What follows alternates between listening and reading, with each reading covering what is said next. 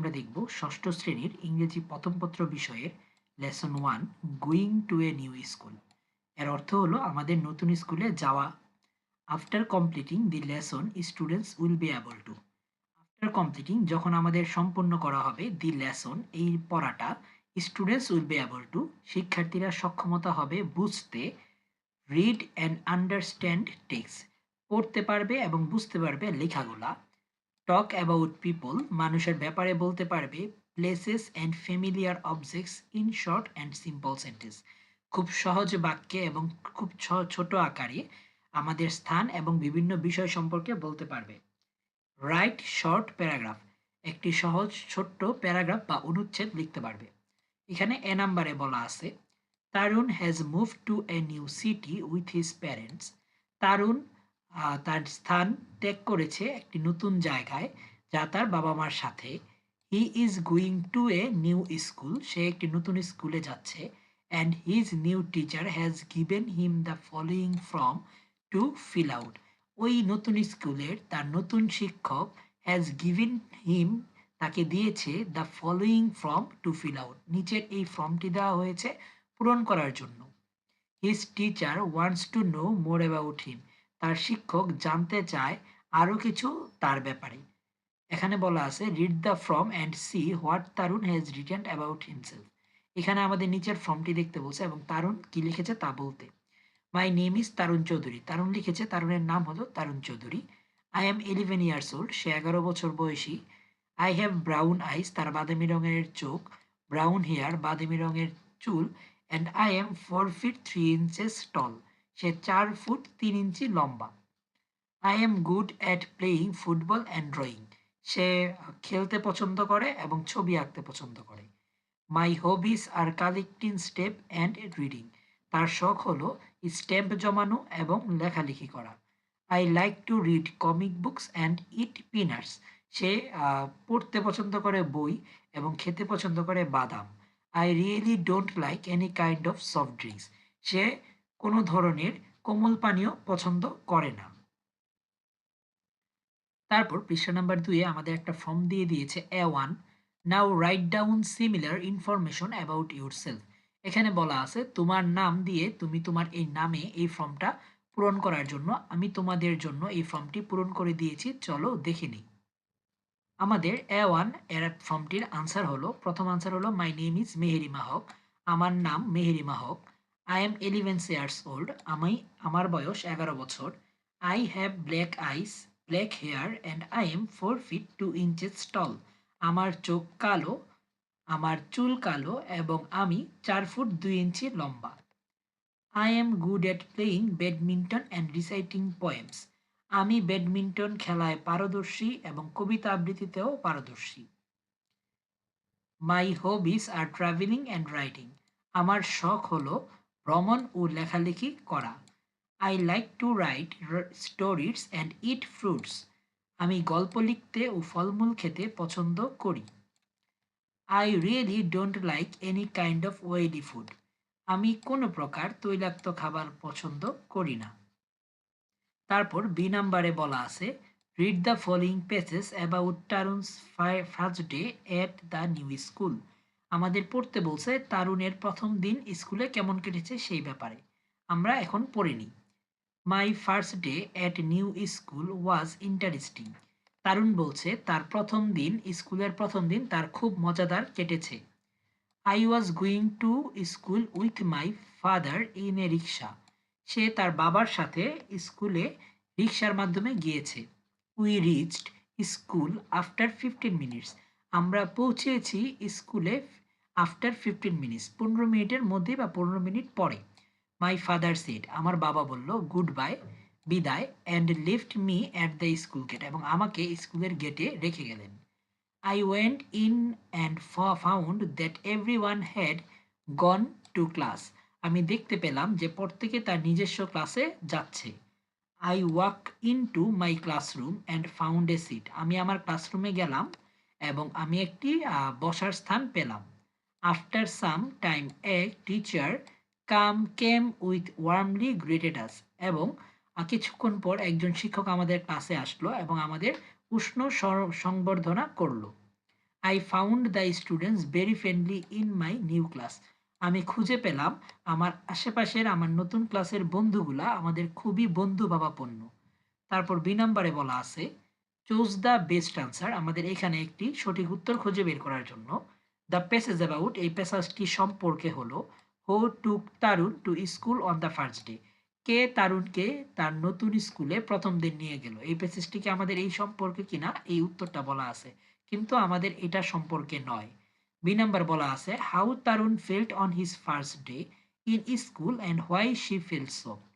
তারুণ কিভাবে তার নতুন স্কুলে দিন কাটিয়েছে এবং সে ওই নতুন স্কুলে কেমন অনুভব করলো এই সম্বন্ধে কিনা।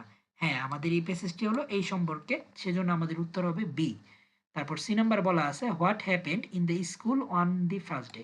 প্রথম দিন স্কুলে কি ঘটেছে, কিন্তু প্রথম দিন স্কুলে তারুণের জন্য কি ঘটেছে, এজন্য এই উত্তরটি হবে বি নাম্বার উত্তর।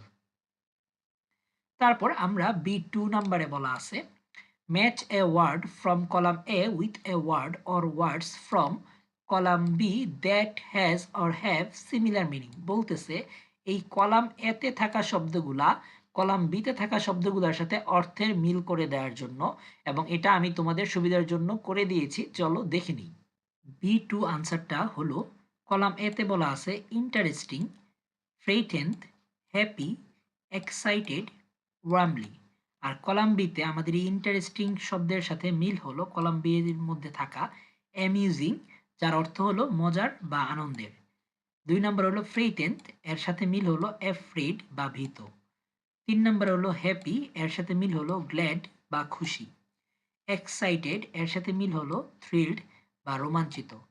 ওয়ার্মলি, এটার সাথে মিল হলো লাভিংলি বা স্নেহময় ভাবে। তারপর দেখো বি থ্রিতে বলা আছে talk about your first day at school and how you felt happy, frightened, thrilled or shy, work in groups. আমাদের এখানে একটা দলে কাজ করতে বলছে। কাজটা হলো আমরা প্রত্যেকের প্রথম দিনে আসা স্কুলের খুশি সম্পর্কে, স্কুলে আসার পরে ভয় সম্পর্কে অথবা রোমাঞ্চ সম্পর্কে অথবা লজ্জা সম্পর্কে আমাদের বলার জন্য গ্রুপ আকারে। তারপর আমাদের বি ফোরে বলা আছে নাও এখন write a paragraph on how you felt on your first day at school and why you felt so. এখানে বলা আছে তুমি তোমার প্রথম দিনে স্কুলে কেমন কাটিয়েছো এবং কি অনুভব করেছো সেই সম্বন্ধে একটি অনুচ্ছেদ বা প্যারাগ্রাফ লেখার জন্য। আমি তোমাদের সুবিধার জন্য এই বি ফোর এর প্যারাগ্রাফটি লিখে দিয়েছি, চলো দেখে নিই। বি ফোর এর আনসারটা হবে এর প্যারাগ্রাফের একটি নাম দিতে হবে। প্যারাগ্রাফের নামটা হলো my first day at school. আমার প্রথম দিন স্কুলে। My first day at school was very exciting. আমার প্রথম দিন স্কুলে ছিল খুব রোমাঞ্চকর, খুব মজাদার। I went to school with my mother in a rickshaw. আমি স্কুলে গিয়েছি আমার মায়ের সাথে রিক্সার মাধ্যমে। It was 8 sharp in the morning and the road was free. এটা ছিল সকাল ৮টার সময় এবং রাস্তা ছিল সম্পূর্ণ ফ্রি বা মুক্ত। We reached the school in time. আমরা স্কুলে যথাসময়ে পৌঁছেছিলাম। My mother took me to the headmaster's room. আমার মা আমাকে প্রধান শিক্ষকের রুমে নিয়ে গেল। I felt both excited and frightened. আমি আহ, ভয় এবং উদ্বিগ্ন অনুভূতি করছিলাম। I was thinking about my class and classmates. আমি চিন্তা করছিলাম আমার শ্রেণীকক্ষের ব্যাপারে এবং বন্ধু বান্ধবের ব্যাপারে। The headmaster called my class teacher. প্রধান শিক্ষক আমার শ্রেণী শিক্ষককে ডাকলেন। I bade my mother good bye and went to the classroom with the teacher. এখানে বলা হলো আমি আমার মাকে বিদায় জানালাম এবং আমি আমার ক্লাসরুমে আমি শিক্ষকের সাথে প্রবেশ করলাম। I found my classmates very friendly. আমার খুঁজে পেলাম আমার বন্ধু বান্ধব খুবই বন্ধুপূর্ণ। It is a memorable in my life. এটা খুবই স্মরণীয় হয়ে থাকবে আমার জীবনে।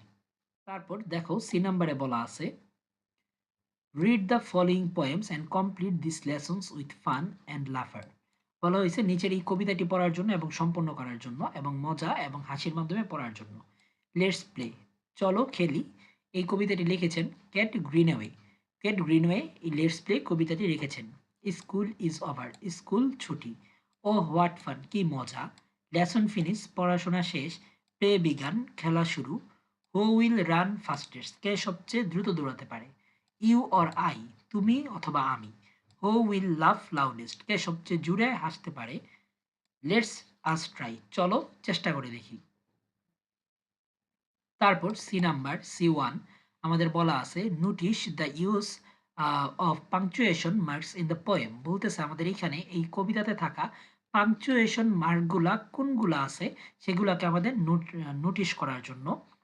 Why are the exclamation marks, the question marks and the full stops used in this place?